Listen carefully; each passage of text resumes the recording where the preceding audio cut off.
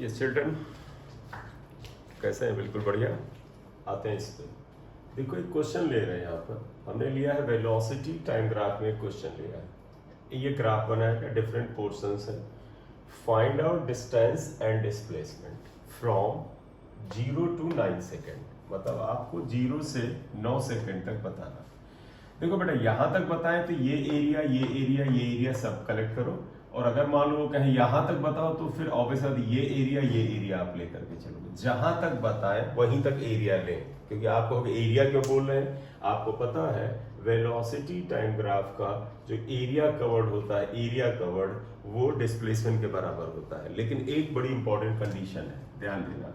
इसमें अगर आप पहले एरिया ये निकालें, एरिया अगर आप ये निकालें 2, इसे 3 मान लें, इसे 4। मैंने वो एरिया जो ऊपर की तरफ है, क्योंकि नंबर से लिखा है तो चलो ए लिख लेते हैं। एरिया ए, इसके बाद एरिया बी, एरिया सी और एरिया डी ले लेते हैं। देखोगे एरिया ए क्या आएगा, ये एक क्या है, रेक्टेंगल है। ये आएगा एरिया ऑफ रेक्टेंगल। रेक्टेंगल का एरिया क्या होता है बेटा, लंबाई इंटू चौड़ाई, लेंथ इंटू ब्रेथ। लेंथ अगर आप देखें 10 है, ब्रेथ है 4 है, 10 इंटू 4 इक्वल टू 40। आप इसे ये रख लें। एरिया बी लिख लें। ये भी देखो एरिया बी क्या आएगा, एरिया ऑफ ट्रायंगल आएगा। एरिया ऑफ ट्रायंगल, ट्रायंगल का एरिया बेटा होता है half base into height. Base बेटा ये है, हाइट ये है, और ये 5 के बराबर है। तो देखो ये आ जाएगा हाफ बेस है बेटा 8 माइनस 6 2 हो गया, 8 माइनस 6, और हाइट कितना है बेटा, हाइट 5 है। तो बेटा 8 माइनस 6 2 आएगा, ये कैंसिल होगा तो ये 5 आ जाएगा। तो ये एरिया 40 आया था, ये 5 आएगा। तो ये हमने बी लिया है। अब बात करें एरिया सी। तो देखिएगा एरिया सी आप लीजिए।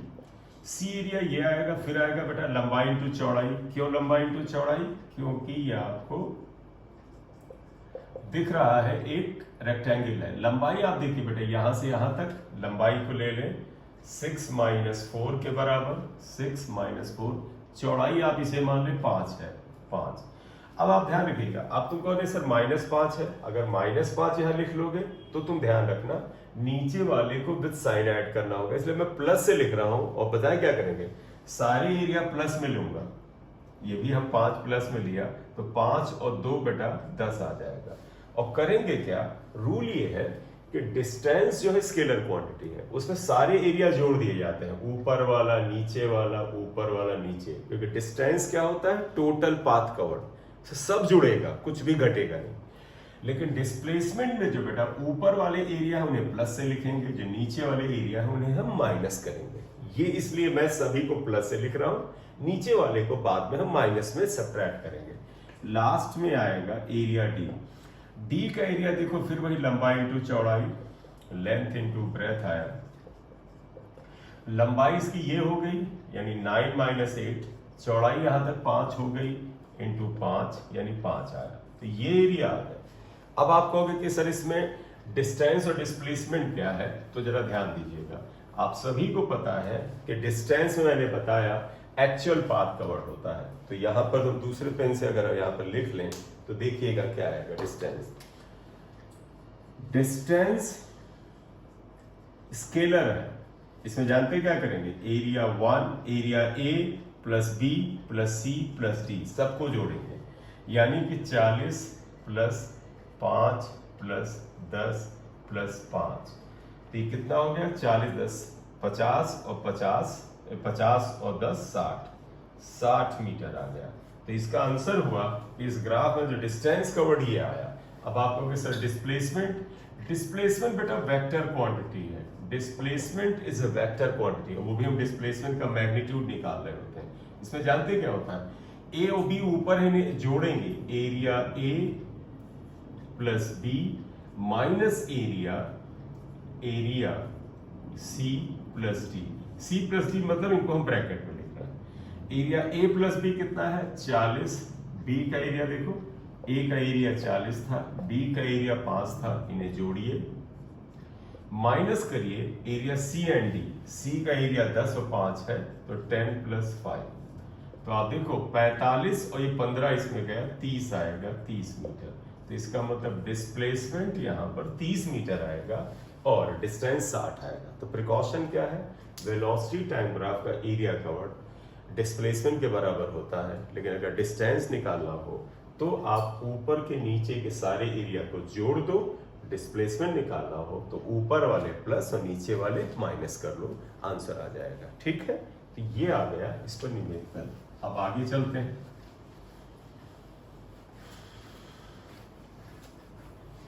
अब इसमें अगर हम और आगे जाएं तो अगला ग्राफ आता है जो कि है एक्सेलरेशन टाइम ग्राफ। तो अब हेडिंग दीजिएगा एक्सेलरेशन टाइम ग्राफ, इसे हम AT ग्राफ कहते हैं। तो एक्सेलरेशन टाइम ग्राफ आएगा, इसे हम AT ग्राफ कहेंगे।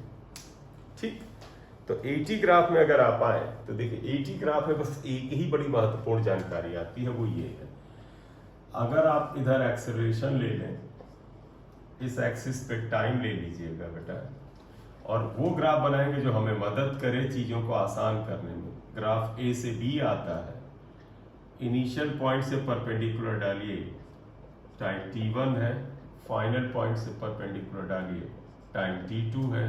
तो पता है ये गैप जो आएगा वो डेल्टा T आएगा, T2 माइनस T1, और ये बेटा A के बराबर होगा। A का मतलब, कई बार बच्चा कहता है ये भी A, ये भी A।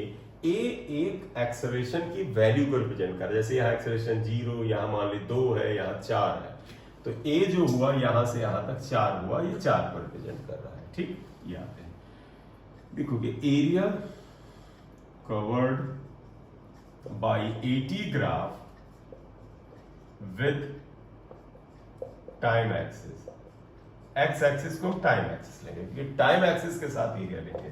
ये आएगा area of rectangle AB T2 T1। Area of rectangle बेटा क्या होता है, लंबाई इंटू चौड़ाई, लेंथ इंटू ब्रेथ। और आप देखिए लंबाई इसकी कितनी है A, चौड़ाई कितनी है delta T, A delta T है, तो देखो लंबाई की जगह A, चौड़ाई की जगह डेल्टा T लिखा। और अब आप एक साइड वर्क कर लीजिएगा, तो ये डेल्टा T आएगा। एक साइड वर्क करते हैं, जरा ध्यान दीजिएगा। तुम्हें पता है एक्सेलरेशन इक्वल टू होता है delta V upon delta T। तो देखो A डेल्टा T होता है डेल्टा V के बराबर। तो आप ध्यान रखिएगा, A delta T is delta V, तो ये बेटा डेल्टा V के बराबर आएगा। और डेल्टा V जानते क्या है, ये चेंज इन वेलोसिटी है, चेंज इन वेलोसिटी के बराबर है। ठीक, तो अब बोलो आप क्या निकला। देयरफॉर आप कह सकते हैं, देखो बेटा एक्सेलरेशन टाइम ग्राफ सिर्फ एक जानकारी देता है कि area covered by AT graph with time axis is equal to delta V change in velocity, क्योंकि 1D में होता है तो एरो लगाना कोई बड़ा महत्वपूर्ण नहीं होता है, क्योंकि 1 डायमेंशन में तो पता है कि वेक्टर का कोई बड़ा ज्यादा मतलब नहीं होता है। तो ये बातें यहाँ पर निकल करके आती हैं, ये चेंज इन वेलोसिटी के बराबर होता है। क्लियर। अब अगर हम इसमें थोड़ा सा और आगे जाएं कि इसमें आगे हम क्या लेकर के चलें,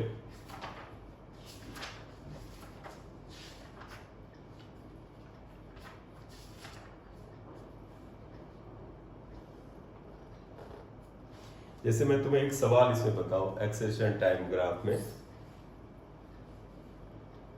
एक हमारे पास क्वेश्चन है, इसे अब आप ये याद कर लो बेटा। और एक्सेलरेशन टाइम ग्राफ से और कोई चीज नहीं है, स्लोप इसका delta A upon delta T होगा, जो कि कोई भी नोन क्वांटिटी नहीं होता है। बस आप उसे कह सकते हैं कि slope of acceleration time graph is delta A upon delta T, that is actually the rate of change of acceleration है।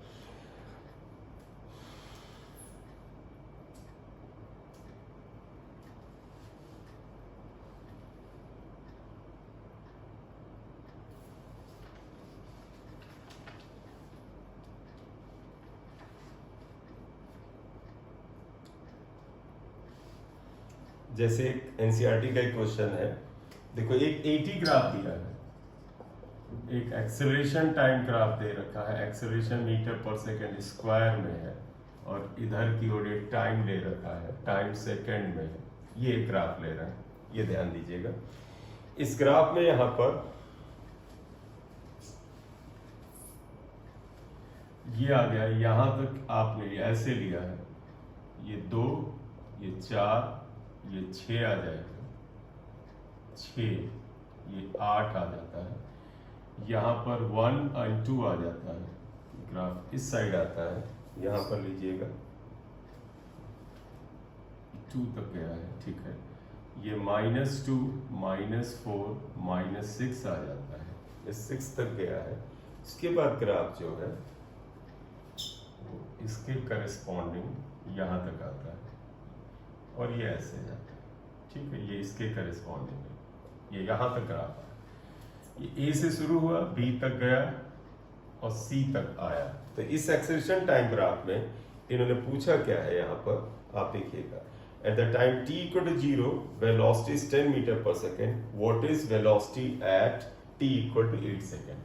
क्वेश्चन में दिया at t equal to 0 velocity is 10 meter per second, then find out velocity at t equal to 8 second।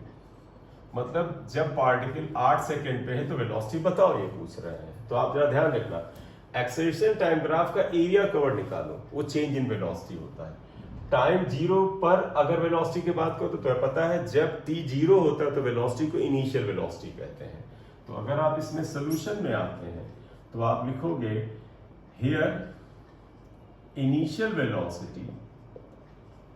Velocity जिसे हम u से लिखते हैं वो 0 है, इन्होंने नहीं सॉरी 10 है, और इन्होंने फाइनल वेलोसिटी एट 8 सेकंड बताता है, यानी v इक्वल टू आपको फाइंड आउट करना है which is velocity at 8 second. तो आप क्या करो, आपको पता है वी नो दैट, आप यहां पे आए, वी नो दैट क्या area of 80 graph equal to change in velocity.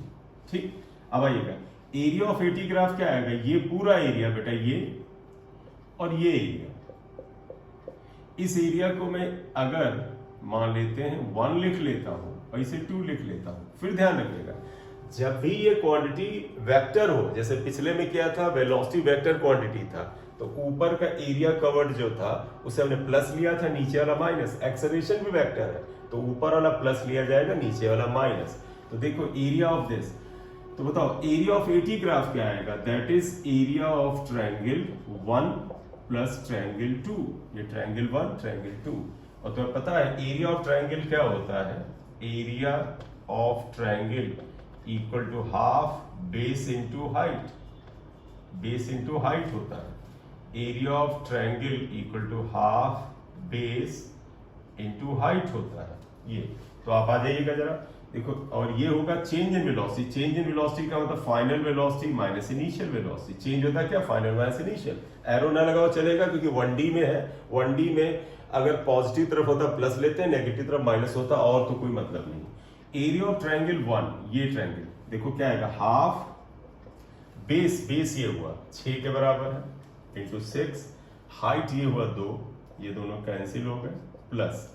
अब ध्यान देना ये नीचे की तरफ है, मैंने बताया जब वेक्टर हो तो नीचे वाला माइनस में आएगा, तो वास्तव में यहां पर आप प्लस लिखा लेकिन आप मानो यहीं पे माइनस लिखो। आप लिखोगे area of 1 minus area of 2, क्योंकि नीचे का माइनस लेंगे। मैं सोच रहा था हम माइनस साइन लगा लेंगे, लेकिन माइनस ही ले लो, माइनस। बेटा बताओ ये ट्रायंगल क्या आएगा, हाफ बेस कितना हुआ, ये देखो 8 माइनस 6 कितना हुआ, 2, हाइट कितने के बराबर है 6। अब यहां -6 मत लिखना क्योंकि इसका माइनस में यहां लगा चुका हूं, तो इसका माइनस ऑलरेडी लगा के फिर मत लिखना। तो बस ओवरऑल ये हुआ, इफेक्टिवली ये प्लस में आना चाहिए, माइनस। देखो ये प्लस में आ गया, ये माइनस में आ गया।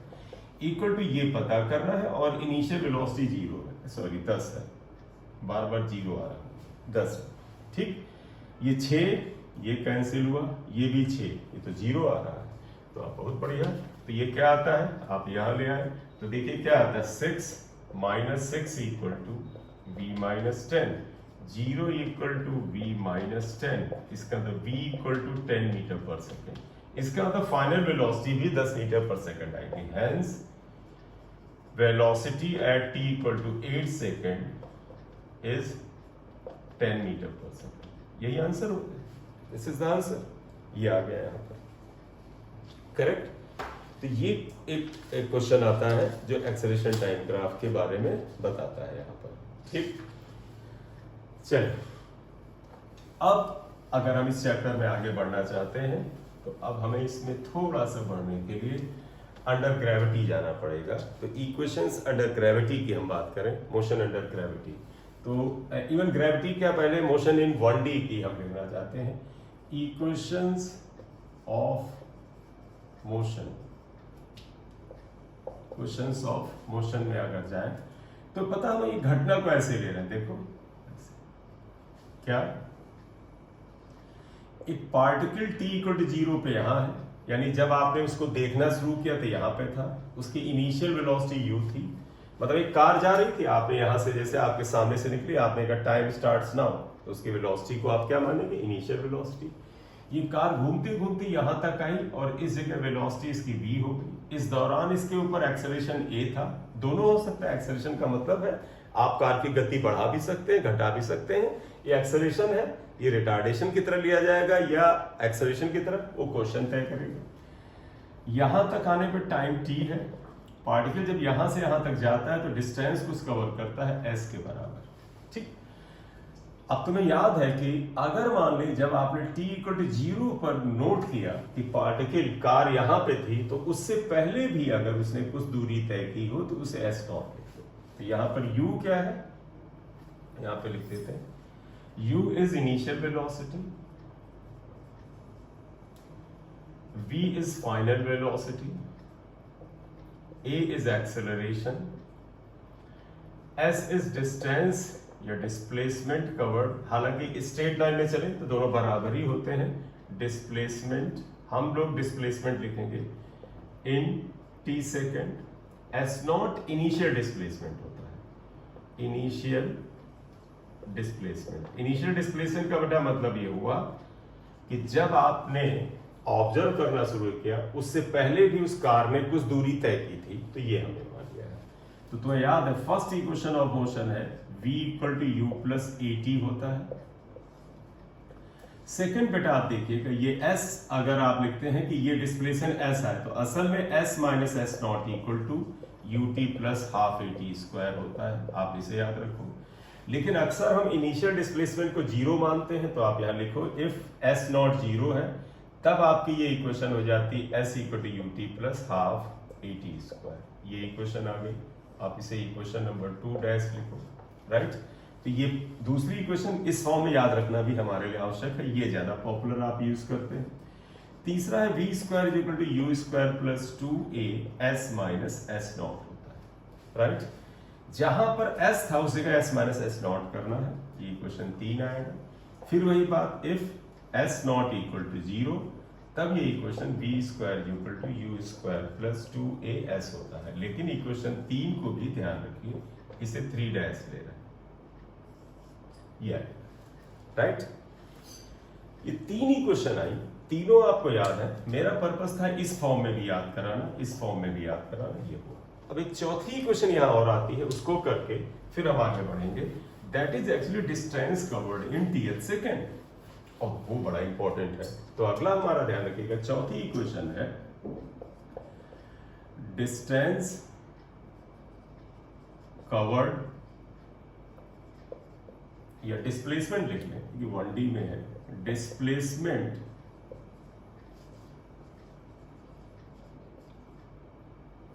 कवर्ड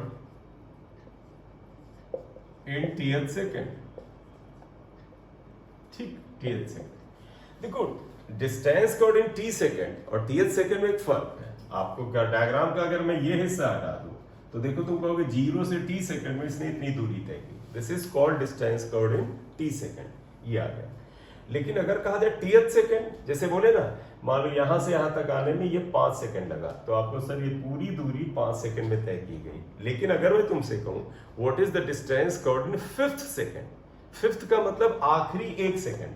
जैसे 1 सेकेंड में मान लो पार्टिकल यहां तक आया, 2 में यहां आया, 3 में यहां आया, 4 में यहां आया, और यहां तक इसने 5 सेकंड लिया था, तो यहां से ये जो दूरी तय करेगा जिसे हम क्या बोलेंगे, distance covered in 5th second. 5वां सेकंड तब शुरू होता है जब उससे पहले वाला चौथा सेकंड खत्म होता है। तो इसके लिए मैं एक बार फिर से डायग्राम बनाऊं, तो आप देखिएगा डिस्प्लेसमेंट इन टीथ सेकंड। तो 4th है डिस्प्लेसमेंट